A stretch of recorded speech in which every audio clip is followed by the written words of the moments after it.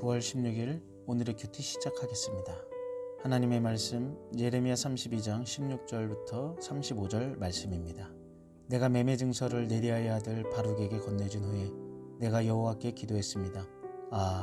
주 여호와여 보소서, 주께서 큰 능력과 펼친 팔로 하늘과 땅을 만드셨습니다. 주께는 너무 어려워서 못할 일은 없습니다.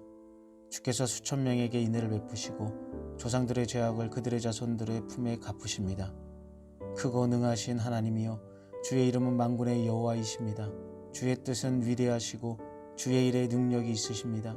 주의 눈이 사람의 모든 길을 주목하시니 주께서는 모든 사람에게 각자 자기의 행동과 행위의 열매에 따라 갚아주십니다. 이집트 땅에서 그리고 오늘까지 이스라엘과 모든 인류 가운데 주께서 표적과 기사를 행하시어 주의 이름을 오늘과 같이 되게 하셨습니다. 주께서 주의 백성 이스라엘을 표적과 기사로 강한 손과 펼친 팔로 큰 두려움으로 이집트 땅에서 이끌어내셨습니다. 그들의 조상에게 주시겠다고 주께서 맹세하신 이 땅, 곧 젖과 꿀이 흐르는 땅을 주께서 그들에게 주셨습니다. 그리하여 그들이 와서 그 땅을 차지하게 됐습니다. 그러나 그들은 주의 목소리에 순종하지도 않고 주의 율법을 따르지도 않았습니다. 주께서 그들에게 행하라고 명령하셨던 모든 것 가운데 어떤 것도 그들이 행하지 않았습니다. 그리하여 주께서 이 모든 재앙을 그들에게 가져오셨습니다. 보소서, 저 흙 언덕 쌓은 것을 그들이 이 성읍을 차지하려고 왔습니다. 이 성읍은 칼과 기근과 전염병을 보았습니다. 갈대아 사람들의 손에 이 성읍이 넘어갈 것입니다. 주께서 말씀하신 일이 일어났습니다. 보소서, 주께서 그것을 보고 계십니다.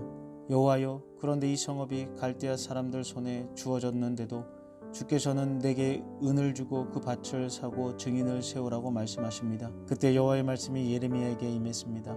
보아라, 나는 모든 육체의 하나님 여호와다. 내게 너무 어려워서 못할 일이 있느냐? 그러므로 여호와가 이렇게 말한다. 내가 이 성읍을 갈대아 사람들과 바벨론 왕 느부갓네살의 손에 넘겨줄 것이다. 그가 이것을 취할 것이다. 이 성읍을 공격하는 갈대아 사람들이 이 성읍에 와서 불을 지를 것이다.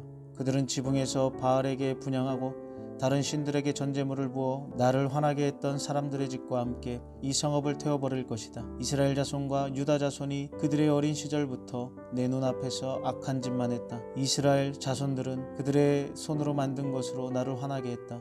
여호와의 말이다. 건축한 그날부터 오늘까지 이 성읍이 내 노여움과 분노를 일으켰기 때문에 내가 이것을 내 눈앞에서 없애버릴 것이다. 이스라엘의 자손과 유다 자손이 그들이 행한 모든 악으로 인해 나를 화나게 했다. 그들이나 그들의 왕들이나 그들의 관료들이나 그들의 제사장들과 그들의 예언자들이나 유다 사람들이나 예루살렘에 사는 사람들이 다 그러했다. 그들이 내게 얼굴이 아니라 등을 돌렸다. 내가 그들을 거듭해서 가르쳤으나 그들이 훈계를 들으려 하지 않았고 받아들이지도 않았다. 그들이 내 이름으로 불리는 집에 그들의 가증스러운 우상을 세우고 그곳을 더럽혔다. 그들은 흰놈의 아들 골짜기에 바알의 신당을 짓고는 자기 아들들과 딸들을 불 속으로 지나가게 해 몰렉에게 바쳤다. 이러한 일은 내가 명령하지도 않았고 내 마음에 떠오르지도 않았던 일인데 그들이 가증스러운 일을 해서 유다로 하여금 죄짓게 했다. 아멘. 오늘 말씀을 보면 하나님의 말씀에 순종해 사촌의 땅을 산 예레미야가 하나님께 기도합니다. 말씀대로 순종했지만 그 역시 하나님의 큰 뜻을 되묻고 싶을 만큼 혼란스러웠습니다. 이에 하나님께서는 예레미야의 질문에 응답하고 계십니다.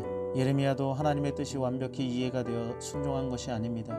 말씀하셨기 때문에 그대로 행한 것뿐입니다. 그 또한 조국의 멸망을 보는 것이 마음 아팠고 유다에 대한 하나님의 의도를 다 알 수가 없었습니다.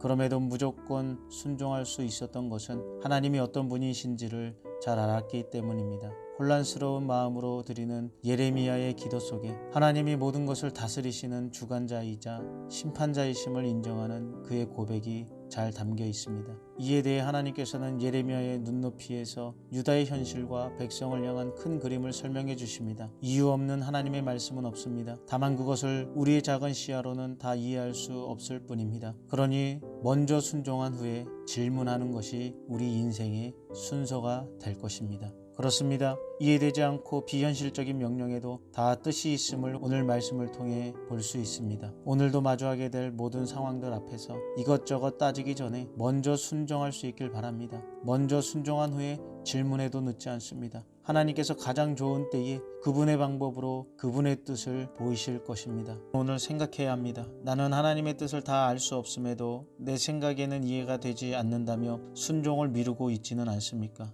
요즘 내가 혼란스럽고 아픈 마음으로 하나님께 묻고 싶은 것은 무엇입니까? 조용히 하나님께 질문하는 시간을 가져보시기 바랍니다. 그리고 하나님의 뜻에 먼저 순종함으로 하나님이 기뻐하는 삶을 사는 오늘이 되기를 주님의 이름으로 축복합니다.